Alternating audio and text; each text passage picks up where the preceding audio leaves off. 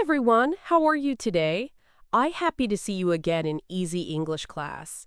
I have a question for you. Have you ever been in a new city and didn't know where to go? Maybe you were looking for the bus stop or your hotel. Maybe your phone wasn't working, or the map didn't help.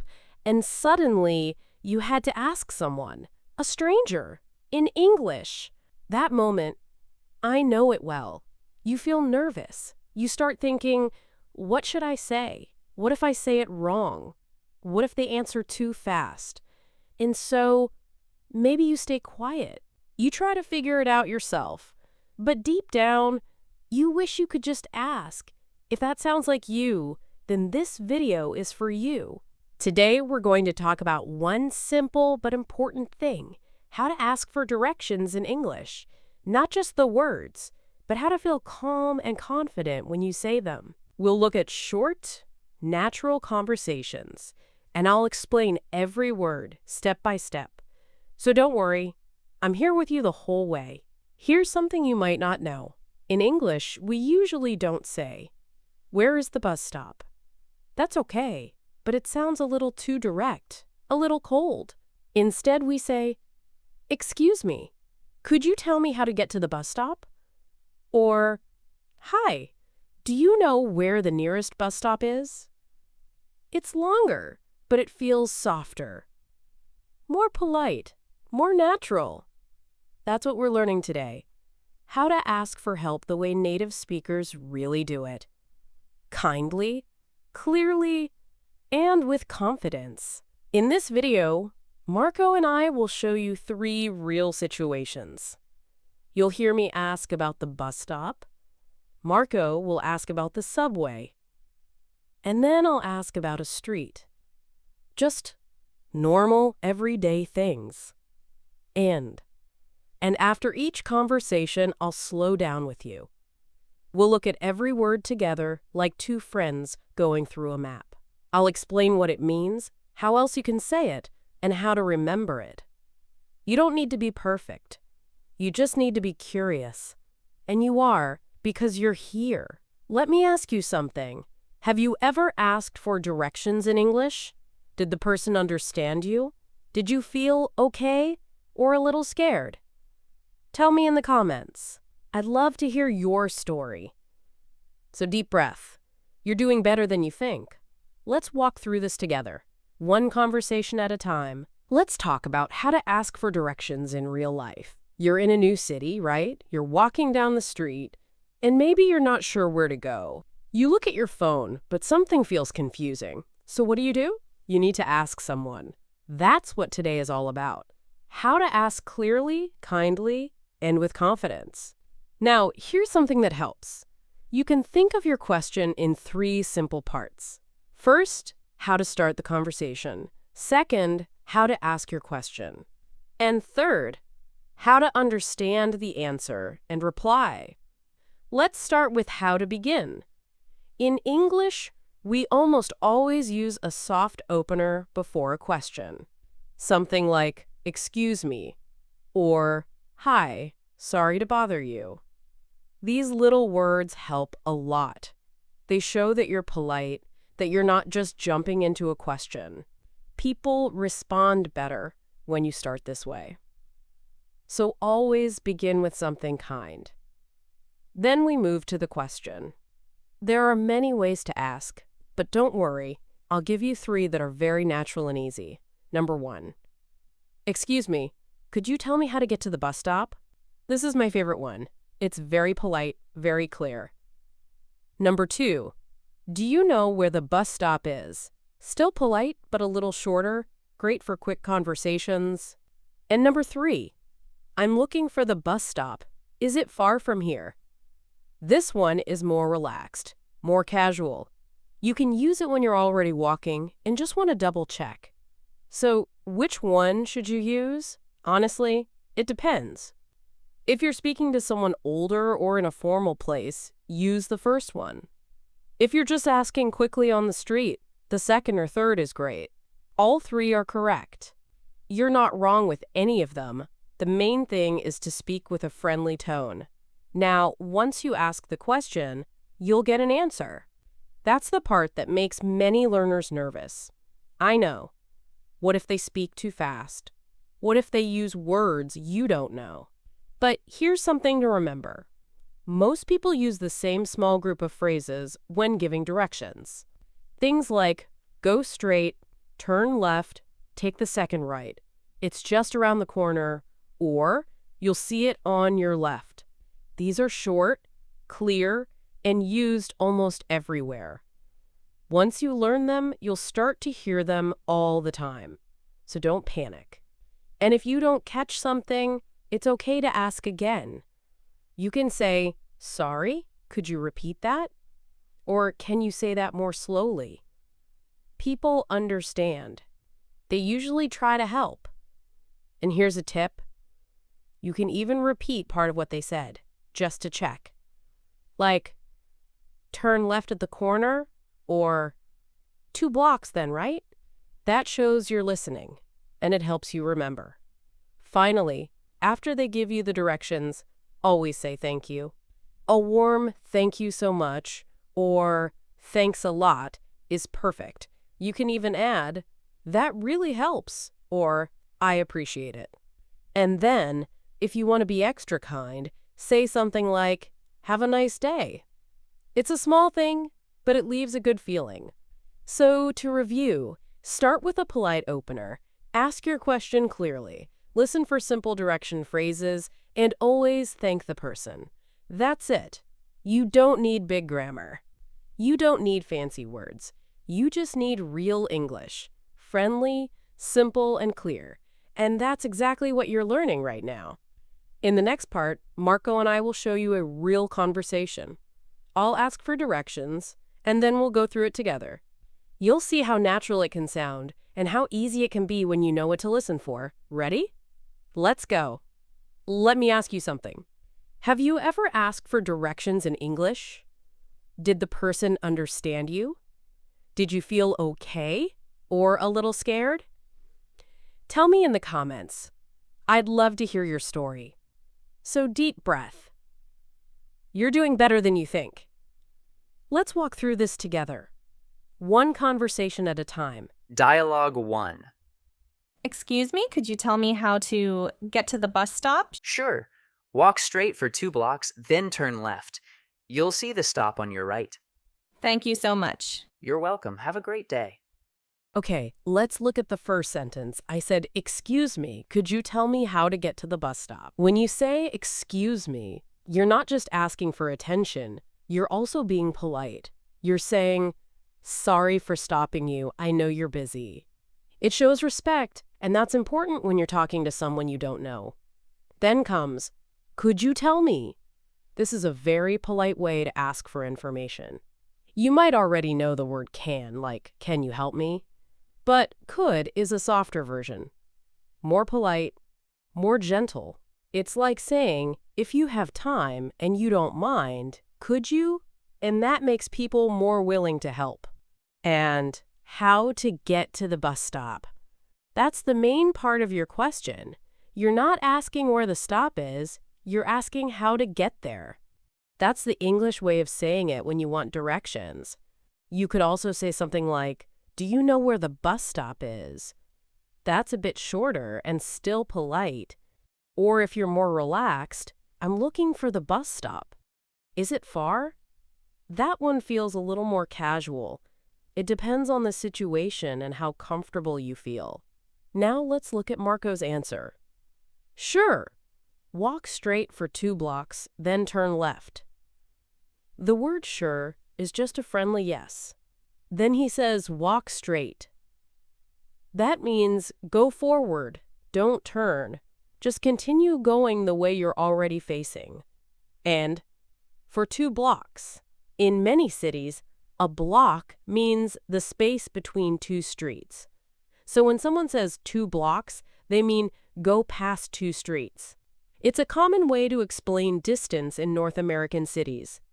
Then he says turn left. This one's simple. When you reach the corner or the second street, turn left. You might also hear people say make a left. It means the same thing. But turn left is easier and more clear. Next line. You'll see the stop on your right. This is a helpful sentence because it tells you what to look for. You'll see means it will be visible to you. So when you follow the directions, the stop will appear on your right-hand side. You can also say, it'll be on your right. That's another natural way to describe where something is. Just remember, we don't say in the right or at the right in this case. In English, we say on your right and on your left. Then I say, thank you so much. This is a warm and friendly way to show appreciation. You could also say, thanks a lot, or I really appreciate it. All of these are good. But so much adds a bit more feeling like, I really mean it. And finally, Marco says, you're welcome. Have a great day. You're welcome is the classic way to answer when someone thanks you. You can also say, no problem, or anytime. But you're welcome is the most polite and safe choice, especially when you're speaking to someone you don't know. And then he adds, have a great day. This is a lovely way to end a short conversation with a stranger. It's kind, it's simple, and it leaves a nice feeling.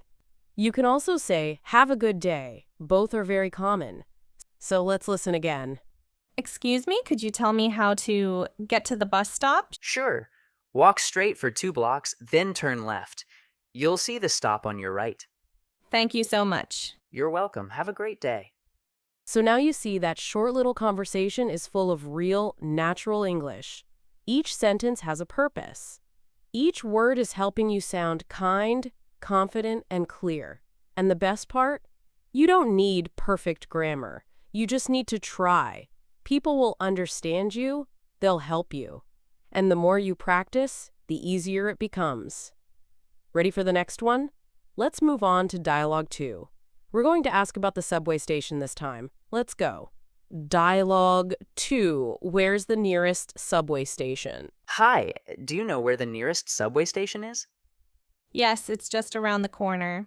Go past the bank, and you'll see the entrance on your left. Great. Thanks a lot. No problem. Have a good day. Okay, let's go through this one together. The first line is from Marco. He says, hi, do you know where the nearest subway station is? This is a really natural and friendly way to ask for directions. You can start with hi, just to make it warm, and then, do you know where? That's a soft, polite question. It's not too strong or direct. You're not demanding. You're simply asking. Now look at the phrase, the nearest subway station. That just means the closest one. Nearest is another word for most near or closest. So Marco is asking, where is the subway station that is closest to here? And notice the word order, do you know where the nearest subway station is? The verb is comes at the end. That's because it's an indirect question. You're asking if someone knows, not just where something is. This is very common in English, and it sounds smooth. Now let's look at my answer. I say, yes, it's just around the corner. That phrase, just around the corner, is super useful. It means something is very close. You don't need to walk far. Maybe you just turn left or right, and it's right there. It doesn't mean the exact corner. It just means very near. You can use it for stores, cafes, bus stops, anything that's close but not directly in front of you. Then I say, go past the bank. That means you walk by the bank. You don't stop at the bank. You go beside it and keep walking. Past means you pass it. It's now behind you. It's a small phrase, but very common in directions. And finally, you'll see the entrance on your left. Let's break this down. You'll see means you will see. We use this to describe what will happen when someone follows your directions. You're saying, as you walk, you'll notice this thing. Then, the entrance. That's the place where you go in. And on your left means the left-hand side, just like in the last dialogue. Then Marco says, great, thanks a lot. This is short and casual. Great shows he's happy with the answer. And thanks a lot is just another way to say, thank you very much. It's friendly and warm. And I reply, no problem. Have a good day. No problem is a very common and relaxed way to say, you're welcome. It shows that helping wasn't difficult, that it was easy and you were happy to do it. And have a good day, again, is just a kind way to finish. It makes the conversation end on a positive note. So this whole exchange, it's short, simple, and full of real English. So let's listen again. Hi, do you know where the nearest subway station is? Yes, it's just around the corner. Go past the bank, and you'll see the entrance on your left. Great. Thanks a lot. No problem. Have a good day. These are the kinds of phrases people use every day, especially in big cities where people ask for help all the time. And the best part? You don't need to use difficult words. You just need to speak gently and clearly. And if you forget a word, that's okay. Even just saying subway with a question in your voice and a smile can start a conversation. You're doing great. Let's keep going. In the next dialogue, I'll show you how to ask about a street and how to understand directions with more small details. Ready to try it? Let's go. Dialogue 3. I'm looking for Pine Street. Hi there. I'm looking for Pine Street. Is it far from here? Not really. Go down this road and take the second right. It's right after the bakery. Thanks. That helps a lot. Anytime. All right, let's take a closer look at that conversation. I start with, Hi there. I'm looking for Pine Street. That's a really natural way to begin. It's friendly and direct, but still polite. Hi there is casual. You can use it with people on the street, in a store, wherever. Then I say, I'm looking for. That's a great phrase to remember. Instead of asking where's Pine Street, which can sound a bit strong or even robotic, you can say, I'm looking for. It's softer. It means, I need help finding this place. You're not demanding. You're inviting the person to help. You could also say, I'm trying to find Pine Street. That works too. Same feeling. Then I ask, is it far from here? That question is helpful. Maybe you're not asking for step-by-step directions. Maybe you just want to know if it's close enough to walk. Far means it takes time or effort to get there. So this is a simple way to ask. Should I keep walking? Or maybe take a bus? Now let's look at Marco's reply. He says, not really. That means no. It's not far, it's close. Not really is a soft way to say no. Not too strong, just gentle. You can use it when something is only a little true, or not very true. Then, go down this road. That simply means, keep walking on the road you're on. You're not turning yet, just continue forward. Go down can sound strange at first, but it doesn't mean you're walking downhill. It just means, follow this street. Then he says, take the second right. That's another classic phrase in giving directions. You don't turn at the first street you see. You go past that one and turn at the second. Take means turn here. You could also say, turn right at the second street. Same meaning. And then he adds, it's right after the bakery. This is super helpful. He's giving me a landmark, something I can see with my eyes. The bakery is the clue. So when I pass the bakery, I'll know I'm close. Right after means the street comes immediately after the bakery. Not 2 blocks later, not way past it, just after it. People often use landmarks like that. After the gas station, next to the pharmacy, across from the park. These help your brain find the place faster. Then I say, thanks. That helps a lot. This is a lovely way to show appreciation. That helps a lot means what you just told me makes things much easier. You can use this anytime someone gives you advice, directions, or support. It's warm, but still casual. And finally, Marco says, anytime. This is a short and friendly way to say, you're welcome. It means, you can ask me again in the future. I don't mind. You might also hear, no worries, sure thing, or no problem. These are all relaxed, friendly ways to end the exchange. So let's listen again. Hi there. I'm looking for Pine Street. Is it far from here? Not really. Go down this road and take the second right. It's right after the bakery. Thanks. That helps a lot. Anytime. So what do we learn from this dialogue? You don't need big words. You don't need long sentences. You just need a few clear, polite phrases and a friendly tone. That's what makes English feel natural. And remember, if you forget a word or mix up the grammar, that's okay. People care more about your attitude than your grammar. Be kind. Be open. Ask for help. That's how we connect. You're doing great. Really. If you followed all 3 dialogues, take a second to feel proud. You just learned how to ask for help in 3 different real-life situations. And understand the answer too. That's a big step. And we're not done yet. Let's finish this video together. One final message before you go. Ready for it? Let's wrap it up. And maybe you're thinking, wait, what does that mean? Don't worry, I've got you. Let's wrap it up is something we say in English when we're ready to finish something, like a lesson, a meeting, or even a phone call. It means, let's end this nicely, let's bring it all together. Think of it like wrapping a small gift. You've already put something good inside. Now it's time to close it, tie the ribbon, and say, here, it's ready. So today, we've built something together. We started with a simple situation.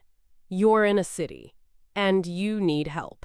You don't know where the bus stop is.